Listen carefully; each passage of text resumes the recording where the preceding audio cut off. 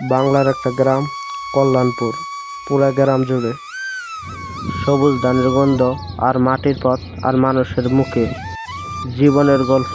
এই গ্রামে থাকে দরিদ্র কৃষক বরদুল, বয়স ৪৫, এখনো পরিশ্রমে ইয়াংদের হার মানায়। বরদুলের সংসার ছোট, স্ত্রী আর তার ছেলে রাহাত। জমি আছে মাত্র ২ বিঘা, তাও ১২ মাস ঠিকমতো ফসল হয় না। তবু বরদুল কখনো অভিযোগ করে না।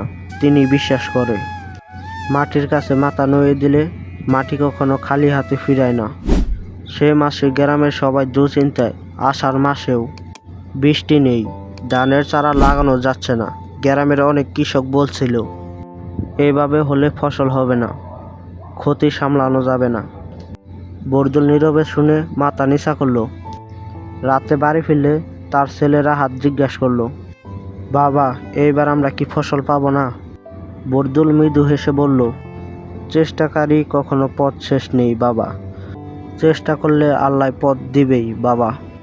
বরদুল ভোরে উঠে নদীর ধারে গেল। পানি আছে, কিন্তু পানিতে পৌঁছার মতো কোনো রাস্তা নাই। গ্রামের লোক মজা করে বলল, বরদুল ভাই, নদীর পানি মাথায় করে আনবেন নাকি? বরদুল কিছু বলল না, শুধু কোদাল নিয়ে নালা কাটতে শুরু করলো। প্রথম দিন ১০ হাত, দ্বিতীয় দিন ২০ হাত। ধীরে ধীরে করে তার জমির কাছে পানি পৌঁছালো।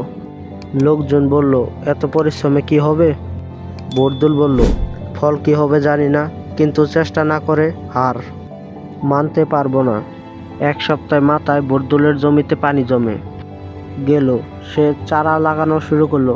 রাহাত পাশে দাঁড়িয়ে থেকে বলল, বাবা, তুমি একা এত বড় নালা কাটলে কিভাবে?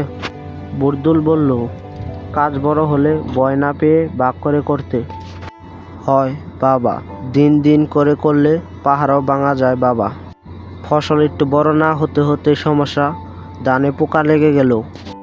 অনেক কৃষক মেডিসিন কিনতে শহরে ছুটল, কিন্তু বরদুলের কাছে টাকা নাই।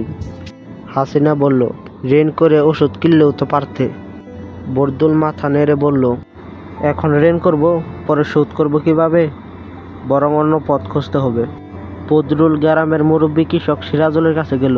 তিনি শিখালেন মরিচ, রসুন, নিম পাতা আর লবণ দিয়ে প্রাকৃতিক বিষ তৈরি করতে।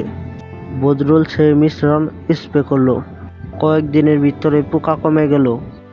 আষাঢ় কেটে গেল, ভাদ্র এলো। অন্য কৃষকের জমি শুকনো, কিন্তু বদরুলের জমিতে সবুজ ধানের ঢেউ। মানুষ বলতে লাগলো, ওই নালার পরিশ্রমী বদরুলকে আজ বাঁচিয়ে দিল। কিন্তু বদরুল বলতো, বাঁচিয়েছে চেষ্টা আর বর্ষা। অবশেষে ধান কাটার সময় এসেছে। বরদুলের জমিতে যেন সোনার সমুদ্র। সবাই অবাক। গ্রামের সবার ক্ষতি, বদরুলের বাসায় সোনার ফসল। রাহাত খুশিতে বাবাকে জড়িয়ে ধরে বলল, বাবা, তুমি সত্যি সত্যি হিরো। বরদুল মাথায় হাত রেখে বলল, না বাবা, আমি শুধু শিখেছি কষ্ট করলে ফল আসে, আর শিক্ষা থামানো যাবে না। কিছুদিন পর উপজেলা কৃষি কর্মকর্তা গ্রামে এসে বরদুলের জমি দেখে অবাক। তিনি গ্রামের সব কৃষককে সামনে বরদুলকে দাঁড় করিয়ে বললেন, এই মানুষটি আমাদের শিখায়, সমস্যা যত বড়ই হোক, মানুষ যদি শিখে, চেষ্টা করে আর হাল না ছাড়ে, ফসল অবশ্যই ফলবে।